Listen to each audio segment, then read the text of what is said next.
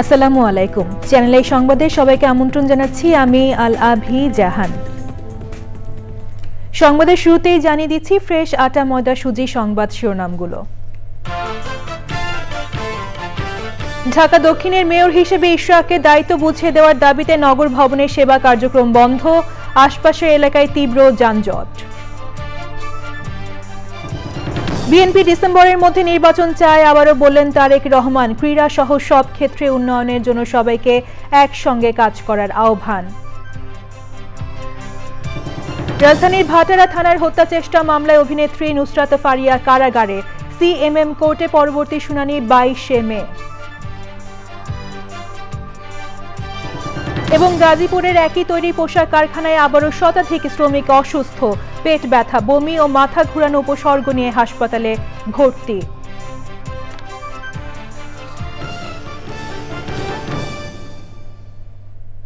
সংবাদ শিরোনামগুলো জানাচ্ছিলাম। এখনকার এই সংবাদ আয়োজন একই সঙ্গে চ্যানেল আই এর ইউটিউব চ্যানেলে এবং চ্যানেল আই এর ওটিটি প্ল্যাটফর্ম আই স্ক্রিনে লাইভ স্ট্রিম হচ্ছে। এবার বিস্তারিত।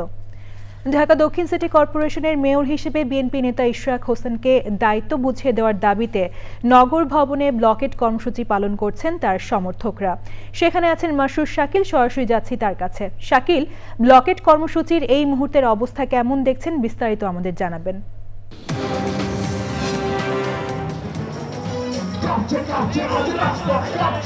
আলাবি, যেটি হয়েছে যে সকাল থেকে চতুর্থ দিনের মতো সকাল থেকে ইশরাক হোসেন সমর্থকরা নগর ভবনের সামনে অবস্থান নেয়।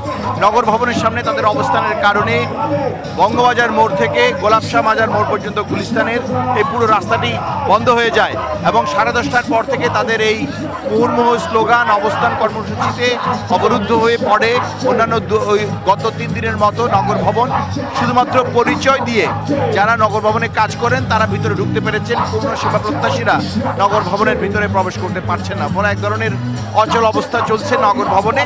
এবং এখানে যেটি হয়েছে, এখানে একটি উৎসবমুখর পরিবেশ। ইশরাক হোসেন সমর্থকরা তাদের স্লোগান দিয়ে যাচ্ছেন। আপনি দেখতেন এই মুহূর্তে ইতনু বাবুর নেতৃত্বে একটি দল স্টেজ তৈরি করে তারা ভাসমান যে ট্রাক স্টেজ সেখানে তারা গান করছেন। অর্থাৎ ইশরাক হোসেন সমর্থক যে শিল্প গোষ্ঠী বা বিএনপির শিল্প গোষ্ঠী তারা ইশরাক হোসেনের পোস্টার নিয়ে ব্যানার নিয়ে তারা গান করছেন এবং পুরো রাস্তা জুড়ে তারা বসে রয়েছেন। এবং তারা কতক্ষণ বসে থাকবেন এখন পর্যন্ত সেটা নিশ্চিত করে বলা যাচ্ছে না। তারা যেটি বলছেন এবং এখান থেকে তারা মুহুর্মুহু স্থানীয় সরকার উপদেষ্টা আসিফ মোহাম্মদ সজীব ভুঁইয়ার পদত্যাগ দাবি করছেন। তারা দাবি করছেন যে আসিফ মোহাম্মদ সজীব ভুঁইয়ার ষড়যন্ত্র করে কোর্টের রায়ের পরও ইশরাক হোসেনকে শপথ পড়ানোর ব্যবস্থা করছেন না। এবং যতক্ষণ পর্যন্ত ইশরাক হোসেনকে মেয়র হিসেবে শপথ পড়ানো না হবে ততক্ষণ তারা এখানে অবস্থান করবেন বলে জানিয়েছেন। আমরা প্রত্যেকদিন দেখেছি শেষ 3 দিন সদর 3টা পর্যন্ত তারা থাকেন, 3টার পরে তারা নতুন কর্মসূচি ঘোষণা করে চলে যান। অথবা আমরা এখন পর্যন্ত জানি না তারা কতক্ষণ আজকে থাকবেন, যে তারা কি 3টা পর্যন্ত থাকবেন না তারও বেশি থাকবেন সেটা এখন পর্যন্ত নিশ্চিত করে বলা যাচ্ছে না। আলাবি, ধন্যবাদ শাকিল। বিএনপির ভারপ্রাপ্ত চেয়ারম্যান তারেক রহমান বলেছেন বিএনপি ডিসেম্বরের মধ্যে নির্বাচন চায়। তিনি বলেন আন্দোলন সংগ্রাম করে একটা জায়গায় পৌঁছানো সম্ভব হয়েছে, এখন দেশটাকে গড়তে হবে। লন্ডনে ক্রীড়া সংগঠক Arafat Rahman cocoa Memorial trust cricket টুর্নামেন্টে পুরস্কার বিতরণী অনুষ্ঠানে প্রধান অতিথির বক্তব্যে তিনি বলেন ক্রীড়া ক্ষেত্র সহ প্রতিটি ক্ষেত্রে এগিয়ে যেতে রাজনীতিবিদ সহ সবাই মিলে কাজ করতে হবে। বিএনপি ক্ষমতায় গেলে দেশের ক্রীড়াঙ্গনকে ঢেলে সাজানোর পরিকল্পনাও জানান তিনি। এই গুম খুন হত্যার শিকার হাজারো মানুষ গুম হয়েছে, বিএনপির হয়েছে, বিএনপির বাইরে অন্যান্য রাজনৈতিক দল হয়েছে, সাধারণ মানুষ হয়েছে, সাংবাদিকরা হয়েছে। কেন হয়েছে? সেটি হচ্ছে রাজনৈতিক অধিকার, মানুষের রাজনৈতিক অধিকার প্রতিষ্ঠার জন্য।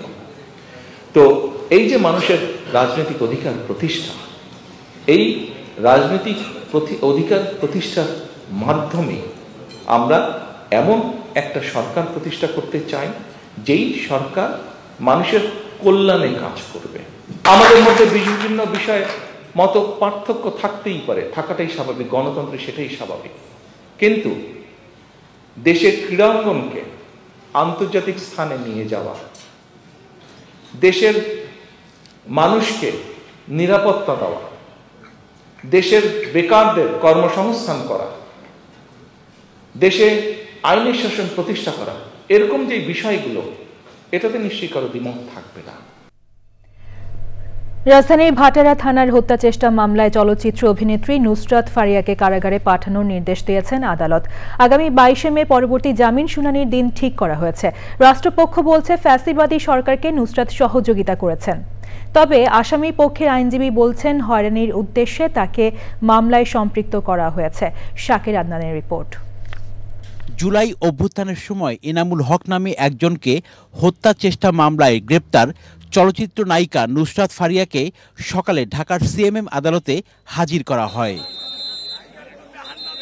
ভাটারা থানার ওই মামলার তদন্তকারী কর্মকর্তা নুসরাত ফারিয়াকে তদন্তের স্বার্থে কারাগারে রাখার আবেদন করেন।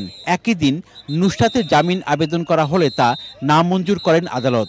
তদন্তকারী কর্মকর্তা তার ফরওয়ার্ডিংয়ে বলেছে যে সে এই ফ্যাসিস্ট হাসিনাকে বিভিন্নভাবে তাকে সহায়তা করেছে। বিজ্ঞ আদালত আগামী 22 তারিখে আবার তার জামিন বিষয় শুনানির জন্য দিন ধার্য করেছেন। তাকে বিজ্ঞ আদালত CW বলে জেল হাজতে করেন। আমরা বিজ্ঞ আদালতে বলেছি যে আয়ুষাব যে মামলার ঘটনার স্থান এবং উল্লেখ করেছেন, যে সময় উল্লেখ করেছেন, সেই সময় আমি বাংলাদেশে ছিলাম না, আমি কানাডায় অবস্থান করেছিলাম। আমরা জামিন আবেদন করেছি এবং বিজ্ঞ আদালত জামিন শুনানিও আমরা করেছি।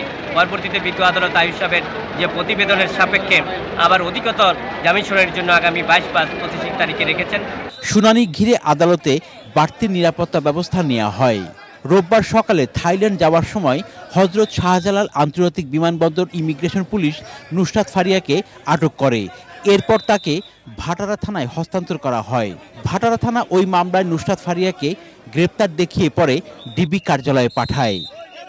Shakir Adnan, channel I, Dhaka.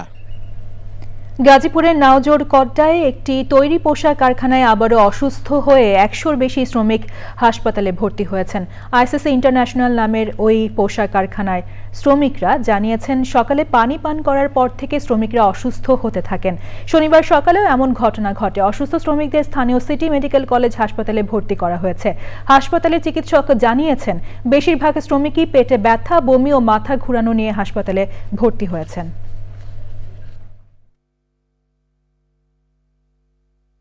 পানির কারণেই নিয়ে আসছিলেন। পানির সমস্যা গরম থেকেও হতে পারে ব্যাপারগুলো। আর পরবর্তীতে যা আমরা ধারণা করতেছি এটা হচ্ছে যে বাকি কেসগুলো যা আমরা পাচ্ছি অতিরিক্ত মানসিক চাপ থেকে তাদের এই সমস্যা হচ্ছে। পেশেন্টগুলো সবাই এখন স্টেবল, সবাই সুস্থ আছেন, উপরে স্বাভাবিক অবস্থায় আছেন। আমরা প্রাথমিক চিকিৎসা চালিয়ে যাচ্ছি। দিনাজপুরে দুটি সড়ক দুর্ঘটনায় 4 জন নিহত হয়েছেন। এসব ঘটনায় আহত হয়েছেন 5 জন। সকাল 7টার দিকে দিনাজপুর পঞ্চগড় মহাসড়কে দিনাজপুরের বীরগঞ্জ উপজেলার বাবলু ফার্মের সামনে বৃষ্টিতে নিয়ন্ত্রণ হারিয়ে ট্রাক ও মাইক্রোবাসের সংঘর্ষ হয়। এতে মাইক্রোবাসটি দুমড়ে মুচড়ে রাস্তার পাশে খাদে পড়ে যায়। বীরগঞ্জ থানার ওসি আব্দুল গফুর ও উপজেলা ফায়ার সার্ভিসের ইনচার্জ মুসলিম উদ্দিন জানিয়েছেন ঘটনাস্থলে মাইক্রোবাস চালক মানিক হোসেন ও যাত্রী দেলোয়ার হোসেন নিহত হন। হাসপাতালে নেওয়ার পথে মাইক্রোবাসের আরেক যাত্রীর মৃত্যু হয়। আহত হন 4 জন। অন্যদিকে বৃষ্টিতে নিয়ন্ত্রণ হারিয়ে দিনাজপুর ফুলবাড়ি মহাসড়কে সদর উপজেলার চুনিয়াপাড়া এলাকায় একটি সার বোঝাই ট্রাক উল্টে চালক সহ 2 জন আহত হন। দিনাজপুর মেডিকেল কলেজ হাসপাতালে ভর্তি করা হলে সেখানে একজনের মৃত্যু হয়।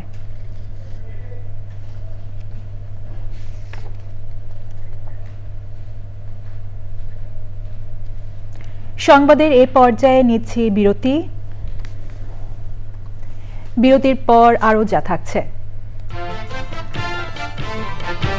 রাতে দ্বিতীয় টি20 ম্যাচে মুখোমুখি হচ্ছে বাংলাদেশ ও সংযুক্ত আরব আমিরাত। ঐতিহাসিক শারজাহ স্টেডিয়ামে খেলা শুরু রাত 9টায়।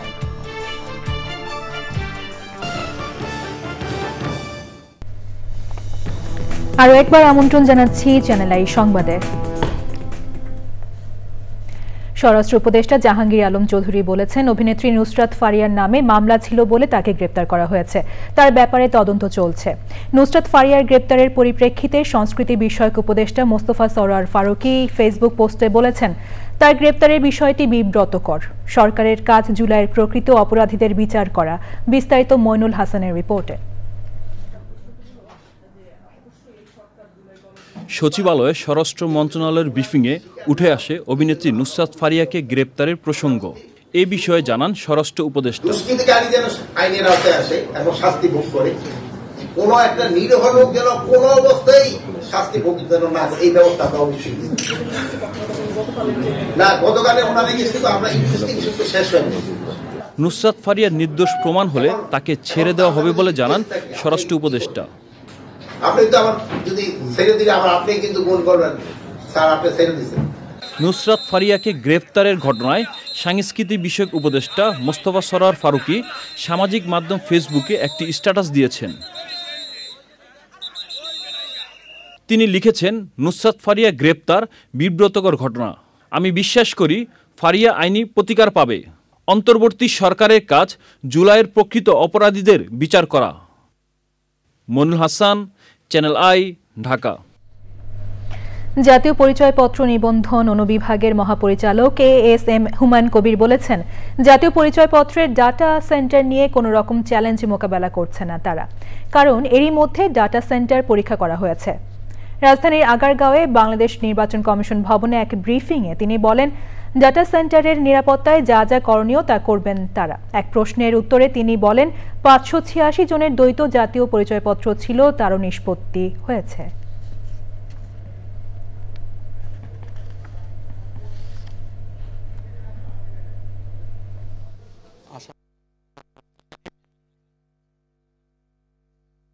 আমাদের এই ডেটা সেন্টার আমাদের যে সমস্ত নলেজ আছে সেই নলেজের আলোকে বলছি পরিপূর্ণ নিরাপদ, এবং এই ডেটা সেন্টার নিয়ে আমরা এই মুহূর্তে কোনো রকম চ্যালেঞ্জ মোকাবেলা করছি না। কিন্তু যেহেতু এটা ডেটা সেন্টার, এইটা যাতে কোনোভাবেই আপনার এখান থেকে কোনো ডেটা লিক না হয় অথবা অন্য কোনো কারণে ক্ষতিগ্রস্ত না হয়, সেই জন্য আমাদের দৈনন্দিন যে কার্যক্রম এটা চলমান রয়েছে এবং থাকবে। এ ব্যাপারে আমরা যত রকম ব্যবস্থা নিয়ে দরকার তত রকম ব্যবস্থা নিব।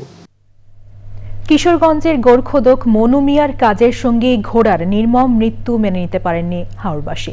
সামাজিক যোগাযোগ মাধ্যমে ছড়িয়ে পড়া ঘোড়াটির ছবি ভীষণভাবে নাড়া দিয়েছে নেটিজেনদের।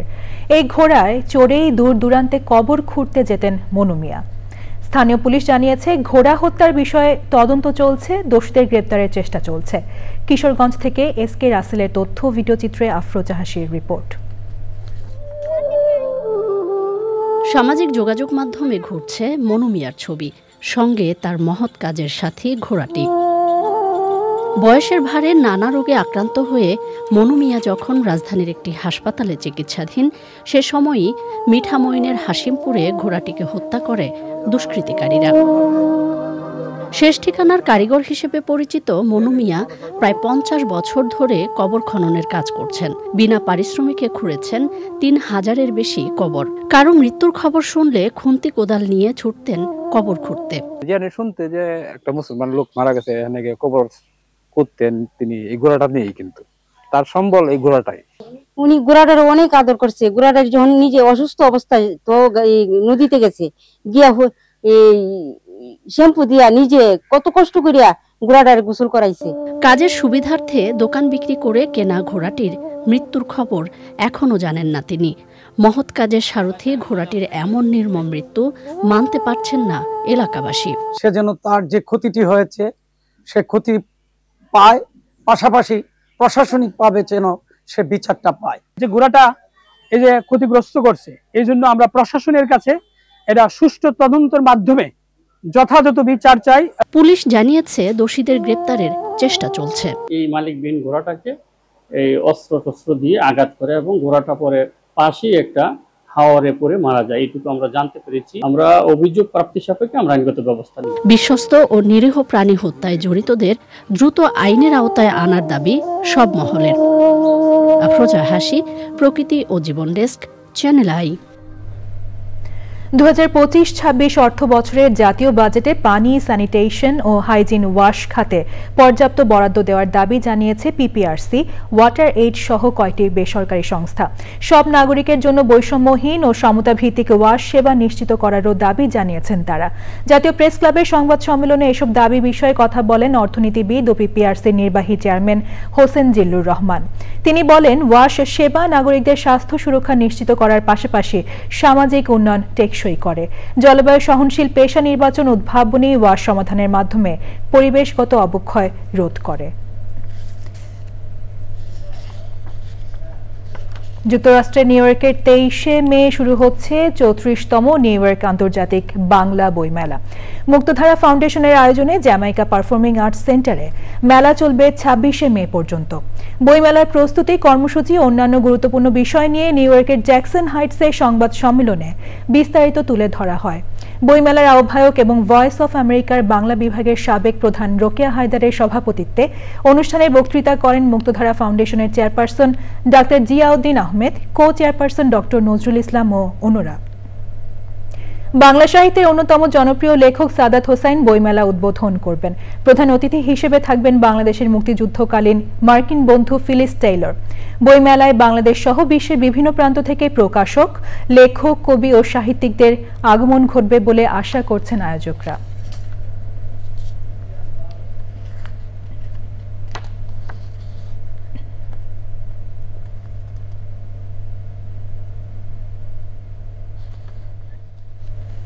দুই হাত না থাকলেও জীবন যুদ্ধে থেমে নেই কুড়িগ্রামের অদম্য মানিক রহমান। পা দিয়ে লিখে বিশ্ববিদ্যালয় ভর্তি পরীক্ষায় মেধা তালিকায় স্থান পেয়েছেন। সফটওয়্যার ইঞ্জিনিয়ার হওয়ার স্বপ্ন তার। মানিকের এমন সাফল্যে খুশি পরিবার, স্বজন ও শিক্ষকরা। কুড়িগ্রাম থেকে শ্যামল ভৌমিকের পাঠানো তথ্য ও ভিডিওচিত্রে মইনুল হাসানের রিপোর্ট। কুড়িগ্রামের ফুলবাড়ী উপজেলার চন্দ্রখানা গ্রামের ব্যবসায়ী মিজানুর রহমান ও সহকারী অধ্যাপক মরিয়ম দম্পতির ছেলে মানিক রহমান। সন্তানের ভবিষ্যৎ নিয়ে চিন্তিত হয়ে পড়েন বাবা মা, কিন্তু মানিক যত বড় হতে থাকে লেখাপড়ার প্রতি তার আগ্রহ বাড়তে থাকে।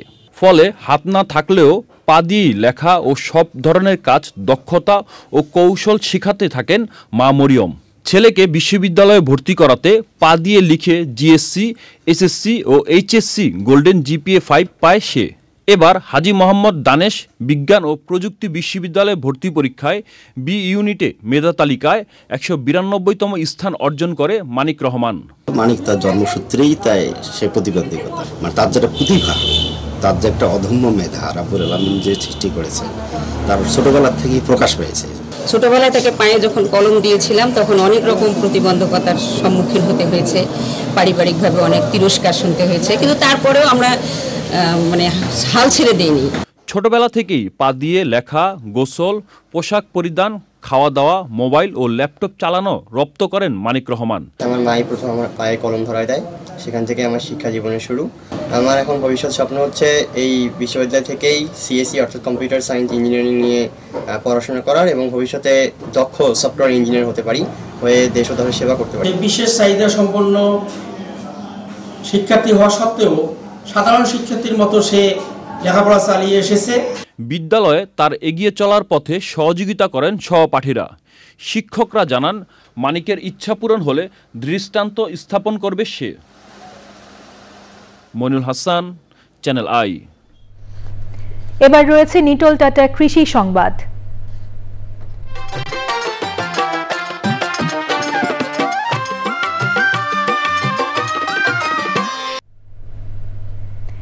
আবহাওয়া ভালো থাকায় এবার মেহেরপুরে বোরো ধানের ভালো ফলন হয়েছে। তবে চাষে খরচ বেশি হওয়ায় প্রতিমন ধানের দাম 15 থেকে 1600 টাকা করার দাবি জানিয়েছেন চাষিরা। মেহেরপুর প্রতিনিধি গোলাম মোস্তফার রিপোর্ট। জেলায় এবার 19,427 হেক্টর জমিতে বোরো ধান চাষ হয়েছে। ইতোমধ্যে চাষিরা 80 ভাগ ধান কেটে ঘরে তুলেছে। তবে ধান আবাদের সাথে জড়িত সকল পণ্যের দাম বেড়ে যাওয়ায় বিঘা প্রতি ধান চাষ খরচ হয়েছে 18 থেকে 20,000 টাকা। তাই ধান বিক্রি করে খুব বেশি লাভ হচ্ছে না চাষিদের। এই ফসলটা ধরেন বিক্রি করে আমাদের টাকা এখন আসছে 1050-1100 টাকা মূল যাকে বলা হয়। এতে খরচ করে দেখা যাচ্ছে আমাদের বিঘা ভাবে খরচ পড়ে যায় 18 থেকে 19,000 টাকা। এটা মাথায় থাকে মাত্র 6,000 টাকা। এই 6,000 টাকায় আমাদের পোষায় না। এবার বিঘা প্রতি 22 থেকে 25 মণ পর্যন্ত ধানের ফলন হয়েছে বলছেন চাষিরা। ডিজেল, পানি, সেচ, অনেক জিনিসের নানান জিনিসের দাম বাড়ছে, কিন্তু আমরা ধানের দাম পাচ্ছি না। এতে চাষিরা মার খেয়ে যাইছে। আমাদের যদি ধান আমাদের এখানে 15 থেকে 1600 যে দাম পাই আমাদের তবে পোষাবে, তাছাড়া আমাদের পোষাবে না। তাছাড়া আমাদের খাটাখাটনি হবে, সমান হবে, কোনো লাভ হবে না আমাদের কোনো।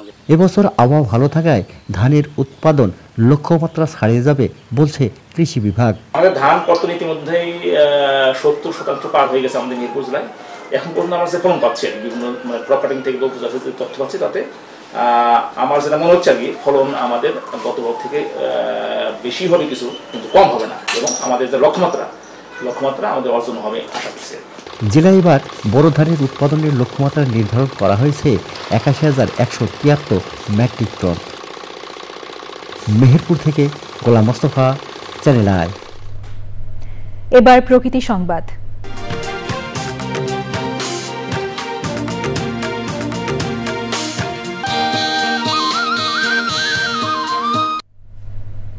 কলকারখানার বর্জ্যে মারাত্মক দূষণের শিকার চাঁদপুরের মেঘনা নদী, আর এতে হুমকিতে পড়েছে নদীর বাস্তুতন্ত্র। পানি দূষণে নির্বিচারে মারা যাচ্ছে দেশীয় মাছ সহ বিভিন্ন জলজ প্রাণী। স্থানীয়দের অভিযোগ, পচা মাছের দুর্গন্ধে নষ্ট হচ্ছে আশেপাশের পরিবেশও। মোর্শেদ আলমের তথ্যচিত্রে সঞ্জিদা স্নিগ্ধার রিপোর্ট। মাত্রাতিরিক্ত দূষণের কারণে মতলব-উত্তর উপজেলার দশানী, সাতনল সহ পুরো এলাকা জুড়ে নদীতে ভেসে উঠতে দেখা যায় দেশীয় প্রজাতির অনেক মাছ। নদীর তীরে পড়ে থাকা এসব মাছ পচে গলে দুর্গন্ধ ছড়ানোর কারণে পরিবেশ বিপর্যয়ের শঙ্কাও তৈরি হয়েছে। বিভিন্ন ধরনের মাছ মরে নদীর সামনে ভাসে আসতেছে, এই কারণে আমাদের অনেক ক্ষতি হচ্ছে। অনেকে শ্বাসকষ্ট হইতেছে, আমরা পুরো পানি জায়গা আছি, তাদের অনেকের অনেক কষ্ট হচ্ছে। নদীতে গোসল করলে আমাদের শরীর শুকায়। দূষণ রোধে বর্জ্য ব্যবস্থাপনায় জোর দেওয়ার পাশাপাশি পরিস্থিতি উত্তরণের উদ্যোগের কথা জানিয়েছেন পরিবেশ অধিদপ্তর। এখানে পৌরসভার যে বর্জ্যগুলো আউটলেট হচ্ছে পৌরসভা সিটি কর্পোরেশন, সেটা অবশ্যই পরিশোধন কিভাবে করবে সেটা পরিশোধন করে নদীতে ছাড়তে হবে। পাশাপাশি নদীতে যেসব নৌযান চলাচল করে সেই নৌযানগুলো যে পয়বর্জ্যগুলো হবে সেই পয়বর্জ্যগুলো অবশ্যই নদীতে সরাসরি না ফেলে সেখানে সংরক্ষণ করে এটা তীরে নিয়ে এসে কোথাও ট্রিটমেন্ট করে সেটা ব্যবস্থাপনা আনতে হবে। পরিবেশের ভারসাম্য রক্ষায় দ্রুত কার্যকর পদক্ষেপ নেওয়ার দাবি জানিয়েছেন স্থানীয়রা। সঞ্জিদা স্নিগ্ধা, প্রকৃতি ও জীবন ডেস্ক, চ্যানেল আই। সবশেষে ফ্রেশ আটা ময়দা সুজি সংবাদ শিরোনামগুলো জানিয়ে দিচ্ছি আরও একবার। ঢাকা দক্ষিণের মেয়র হিসেবে ইশরাককে দায়িত্ব বুঝিয়ে দেওয়ার দাবিতে নগর ভবনের সেবা কার্যক্রম বন্ধ, আশপাশের এলাকায় তীব্র যানজট। বিএনপি ডিসেম্বরের মধ্যে নির্বাচন চায়, আবারও বললেন তারেক রহমান। ক্রীড়া সহ সব ক্ষেত্রে উন্নয়নের জন্য সবাইকে একসঙ্গে কাজ করার আহ্বান। রাজধানীর ভাটারা থানার হত্যা চেষ্টা মামলায় অভিনেত্রী নুসরাত ফারিয়া কারাগারে, সিএমএম কোর্টে পরবর্তী শুনানি 22 মে।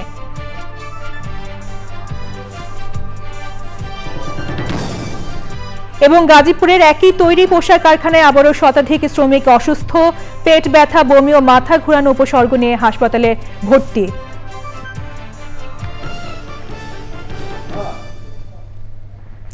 চ্যানেল আই এর সর্বশেষ সংবাদ জানতে ভিজিট করুন channelionline.com-এ। যুক্ত থাকুন আমাদের সোশ্যাল মিডিয়া প্ল্যাটফর্মগুলোর সাথে।